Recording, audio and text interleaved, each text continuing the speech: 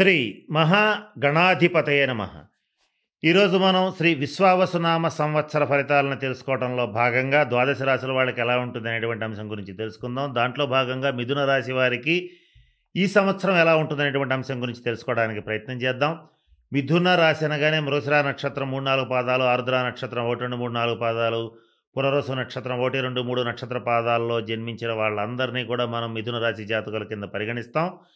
ఈ విశ్వావసునామ సంవత్సరానికి ఒక ప్రత్యేకత ఉంది. అదేమిటంటే అది మొదలవటమే షష్టగ్రహ కూటమితో కాలసర్పదోషంతో మొదలవుతోంది. దీనికి తోడు ఈ సంవత్సరం అధిక భాగం 8-9 నెలల పాటు ఎక్కువ శాతం త్రిగ్రహ, చతుర్గ్రహ, పంచగ్రహ కూటములు అనేటువంటివి ఏర్పడుతున్నాయి. ఇవన్నీ ప్రధానమైనటువంటి ఫలితాలను నిర్దేశిస్తున్నాయి. వీటితో పాటుగా ఈ సంవత్సరం ప్రధాన గ్రహాలైనటువంటి గురు, శని, రాహుకేతువులు వారి వారి స్థానాల్లో మార్పు చెందించడం అనేటువంటిది కూడా ప్రధానమైనటువంటి ఫలితాలని నిర్దేశిస్తోంది.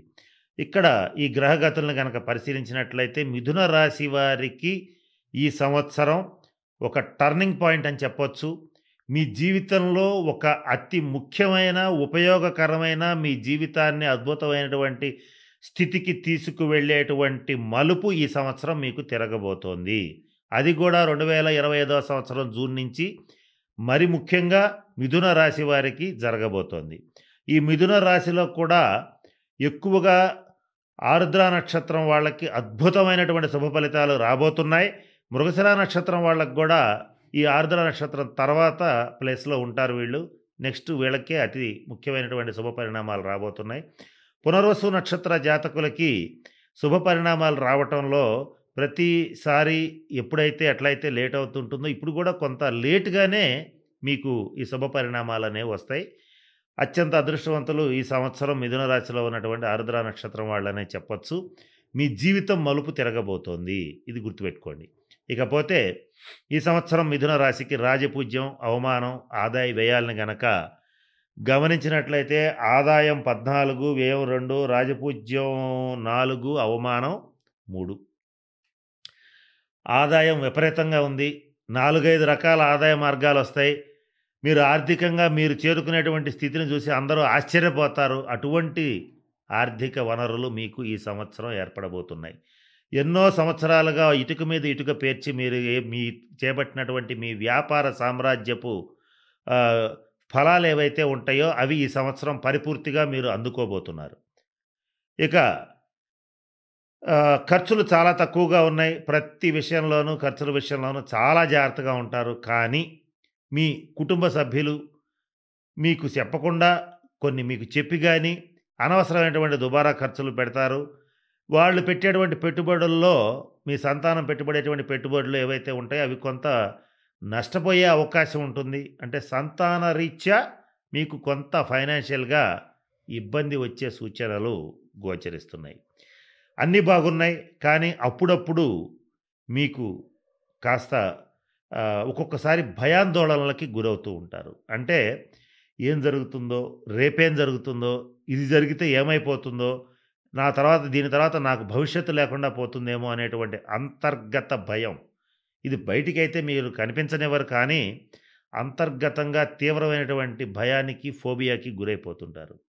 దీని నుంచి తప్పించుకోవడానికి సర్పశాంతి జరిపించుకోండి. ఈ రాహుకేతువులకు సంబంధించిన ప్రత్యేక శాంతి పరిహార క్రియలను జరిపించుకోండి. ఇది కొంత ఇబ్బందికరంగా ఉంటుంది. ఇక్కడ మీకు మరొక ముఖ్యమైన విషయం ఏంటంటే ఈ శని ఈ సంవత్సరం ఉగాది నుంచి మీకు దశమ స్థానంలో ప్రవేశించి సంచరించడం వల్ల కంటక శని ప్రభావం మీకు ప్రారంభమవుతోంది. కంటక శని అంటే ముల్లుగుచ్చుకున్నప్పుడు ఎటువంటి బాధ కలుగుతుందో అటువంటి శని. అంటే ముళ్ళు చాలా చిన్నదిగానే ఉంటుంది, బాధ చాలా ఎక్కువ పెడుతుంది. నడవలేము, కూర్చోలేము, బయటికి రాదు, ఇబ్బంది పెడుతుంది. ఇక ఒళ్ళంతా సలపరింత వచ్చేస్తుంది. కొంతమందికి జ్వరం కూడా వస్తుంది. అంటే సమస్య చిన్నదిగా వస్తుంది, బాధ చాలా ఎక్కువగా ఉంటుంది. ఇటువంటి దాన్ని మనం కంటక శని అంటాం. అటువంటి కంటక శని మీకు ప్రారంభమైంది కనుక మీరు చేయవలసింది ఏంటంటే శనీశ్వరుడికి సంబంధించిన శాంతి పరిహార క్రియలను జరిపించుకోండి. మరి ముఖ్యంగా మందపల్లిలో కానీ, శనిసింగణాపూర్లో కానీ, తిరునల్లారులో కానీ శనీశ్వరుడికి తైలాభిషేకం జరిపించుకోండి. ఇక రాహువు మే నెలలో మీనరాశిలోంచి కుంభంలో ప్రవేశించి సంచరిస్తున్నాడు. అంటే మీకు కుంభరాశిలో భాగ్యస్థానంలో రాహు సంచారం అనేటువంటిది జరుగుతుంది. శనివద్ రాహుకు కుజవత్ కేతువు. అంటే శనిచ్చేటువంటి ఫలితాలను రాహు ఇస్తాడు. కుజుడిచ్చేటువంటి ఫలితాలని కేతువు ఇస్తాడు. ఈ రాహుకేతువుల గ్రహస్థితి రీత్యా తండ్రి గారి ఆరోగ్య విషయంలో కాస్త జాగ్రత్తగా ఉండండి. తల్లిదండ్రుల ఆరోగ్య విషయంలో కొంచెం ఎంత కాదనుకున్నా కాస్త జాగ్రత్తలు పడవలసిన పరిస్థితి ఉంటుంది. వీటికి తోడుగా మీ జీవిత భాగస్వామి ఆరోగ్య విషయంలో కూడా కొంచెం జాగ్రత్తగా ఉంటాం అనేటువంటి చెప్పదగిన సూచన. మిథున రాశి వారు ఎవరైతే 50 సంవత్సరాలు లేదా 60 సంవత్సరాలు దాటిన వాళ్ళు ఉంటారో వాళ్ళకి ఈ సంవత్సరం కొంత బీపీ, షుగర్, ముఖ్యంగా షుగర్ ఇటువంటివి వచ్చే అవకాశం ఉంది. ఆరోగ్య విషయంలో జాగ్రత్తగా ఉండండి. నియమితంగా వ్యాయామం చేయండి. ప్రతినిత్యం నడవండి. ఆరోగ్య విషయంలో అశ్రద్ధ చేయొద్దు. అనవసరమైనటువంటి భయాలకి గురయ్యి ఆ డాక్టర్ దగ్గరికి పోతే ఏం చెబుతాడో, వాడు ఏం మందులు ఇస్తాడో, ఏ రకంగా మనని భయభ్రాంతులకు గురి చేస్తాడో అనేటువంటి కొన్ని అనవసరమైన భయాలు మీకు ఏర్పడతాయి. వాటి నుంచి తప్పించుకోవడానికి వైద్య సలహా తీసుకోవడం చాలా సందర్భాల్లో నిర్లక్ష్యం చేస్తారు. ఇటువంటి సందర్భాల్లో మాత్రం కొంతమందికి స్త్రీలకైతే థైరాయిడ్, పురుషులకైతే షుగరు, బీపీ వంటివి పెద్దవాళ్ళకి, మిథున రాశి వాళ్ళకి బలంగా వచ్చే అవకాశం ఉంది. అవి అదుపు తప్పే అవకాశం కూడా గోచరిస్తోంది. కనుక కొంచెం జాగ్రత్తగా ఉండండి. తగిన శాంతి పరిహార క్రియలు జరిపించుకోండి. మృత్యుంజయ మంత్రాన్ని జపించండి. ఒకవేళ మీరు జపించలేకపోతే బ్రాహ్మణ సహకారంతో జరిపించుకోండి. ఇక మిథున రాశి ఈ వారికి రాజపూజ్య అవమానాలు చూస్తే రాజపూజ్యం 4, అవమానం 3 అని చెప్పుకున్నాం. అంటే మీకు ఈ సంవత్సరం సన్మానాలే కానీ పెద్దగా అవమానాలే ఉండవు. గతంలో చేసినటువంటి అవమానాలకి తగిన రీతిగా ప్రతీకారం చేయగలుగుతారు. చక్కగా వాళ్ళకి బుద్ధి చెప్పగలుగుతారు. ఇటువంటి శుభపరిణామాలు చోటు చేసుకుంటున్నాయి. ముఖ్యంగా మిథున రాశిలో ఉన్నటువంటి సినిమా రంగ, టీవీ రంగ కళాకారులు, మీడియా రంగంలో ఉండేటువంటి వాళ్ళు, అలాగే ముఖ్యంగా గాయకులు, నటీనటులందరికీ కూడా ఈ సంవత్సరం చాలా అద్భుతమైన అవకాశాలు వస్తాయి. మీ యొక్క కృషికి తగినటువంటి అవార్డులు వస్తాయి. మీరు ఈ సంవత్సరం అందున మిథున రాశిలో ఉన్నటువంటి ఆరుద్ర నక్షత్ర జాతకులకైతే అద్భుతమైన ఫలితాలు రాబోతున్నాయి. ఇటువంటి శుభపరిణామాలు చోటు చేసుకోబోతున్నాయి. రాజకీయ నాయకుల విషయానికైతే తిరుగులేదు.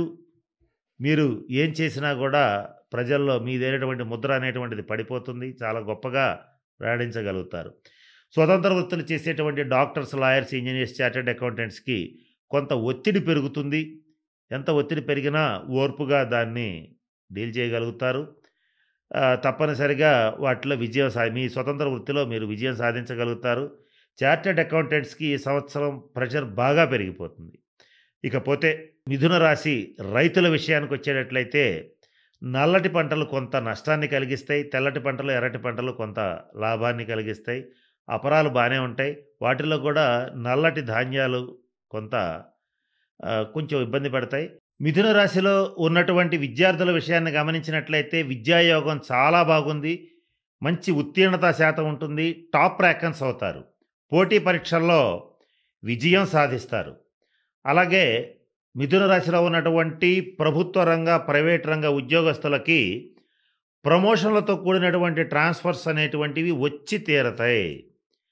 ఈ సంవత్సరం మిథున రాశి స్త్రీలకైనా పురుషులకైనా ఖచ్చితమైనటువంటి స్థాన మార్పు అనేటువంటిది జరుగుతుంది. అంటే ఉద్యోగంలో స్థాన మార్పు రావచ్చు, వ్యాపారంలో ఒక ప్లేస్ నుంచి ఇంకో ప్లేస్కి వెళ్ళవలసి వచ్చిన పరిస్థితులు రావచ్చు, అలాగే కనీసం ఇల్లు మారడం అన్నా జరుగుతుంది. ఏదైనా సరే స్థాన మార్పు అనేటువంటిది మిథున రాశి వారికి ఈ సంవత్సరం సుస్పష్టంగా గోచరిస్తుంది. మిథున రాశి స్త్రీల విషయానికి వచ్చేటట్లయితే నూతన వస్త్ర ఆభరణాలు, అలంకారాలు, సువర్ణాభరణాలు ఇవన్నీ కొనగలుగుతారు. మీ వ్యక్తిగత జన్మ జాతకరీత్యా తప్పనిసరిగా విలువైనటువంటి వస్తువుల్ని కొనుగోలు చేయటం అనేటువంటిది జరుగుతుంది. స్థిర చరాస్తులు, గృహ వాహనాలని ఏర్పరచుకోగలుగుతారు. చిరకాల స్వప్నమైనటువంటి మీ సొంత ఇంటి కలని మిథున రాశి స్త్రీలైనా పురుషులైనా ఈ సంవత్సరం ఖచ్చితంగా నెరవేర్చుకుంటారు. శంకుస్థాపన, గృహప్రవేశం, గృహారంభం ఏదైనా సరే ఒకటి చేసి తీరుతారు. ఒక స్థిరాస్తిని ఖచ్చితంగా కొంటారు. ఇటువంటి శుభపరిణామాలు ఉన్నాయి. ఇక కమిషన్ వ్యాపారాలు చేసే వాళ్ళకైతే చాలా అద్భుతంగా ఉంది. ఈ మిథున రాశిలో ఉన్నటువంటి స్టాక్ మార్కెట్ బ్రోకర్సు, అలాగే స్టాక్ బ్రోకింగ్ చేసేటువంటి వాళ్ళకి మంచి అవకాశం. కమిషన్ వ్యాపారస్తులకు అద్భుతంగా ఉంది. దీంట్లో కూడా మిథున రాశిలో ఉన్నటువంటి ఆరుద్ర నక్షత్రంలో ఉన్నటువంటి కమిషన్ బిజినెస్ చేసేటువంటి వాళ్ళకి స్టాక్ బ్రోకింగ్ చేసేటువంటి వాళ్ళకి ఈ సంవత్సరం మీ వ్యాపారం చాలా అద్భుతంగా ఉంటుంది. ఇక ఎవరైతే స్టాక్ మార్కెట్స్‌లో పెట్టుబడులు పెట్టాలనుకుంటున్నారో కొంచెం ఆచితూచి పెట్టండి. అనవసరమైనటువంటి ట్రేడింగుల జోలికి ఈ కొద్దిపాటి ఆలోచనలు చేయకండి. చేయటం వల్ల కొంత తీవ్రమైనటువంటి ధన నష్టం ఉంటుంది. బెట్టింగుల జోలికి అసలు పోవద్దు. ఈ విషయాలు మాత్రం మిథున రాశి వాళ్ళు గమనించుకోవాలి.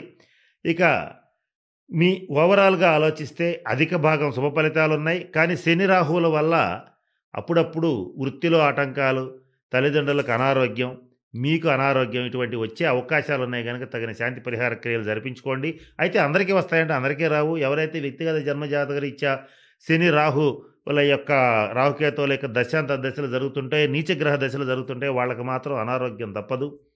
కనుక కొంచెం జాగ్రత్తగా ఉండండి. ఇక్కడ ఈ సంవత్సరం మిథున రాశి వారికి ముఖ్యంగా స్త్రీలకి కొంత ఊబకాయం వచ్చే అవకాశం ఉంటుంది. అంటే ఒబేసిటీ వచ్చే అవకాశం ఉంటుంది. ఒబేసిటీతో బాధపడతారు. 50, 60 సంవత్సరాలు దాటినటువంటి వాళ్ళు థైరాయిడ్, థ్రోట్ ఇన్ఫెక్షను, అలాగే ఈ షుగర్ వంటి వాటితో కొంత ఇబ్బంది పడే పరిస్థితి ఉంటుంది. దీనివల్ల అనారోగ్య సమస్యలొస్తాయి కనుక వాటి నుంచి తప్పించుకోవడానికి నియమిత వ్యాయామం చేయండి. అలాగే మృత్యుంజయ మంత్రాన్ని జపించండి.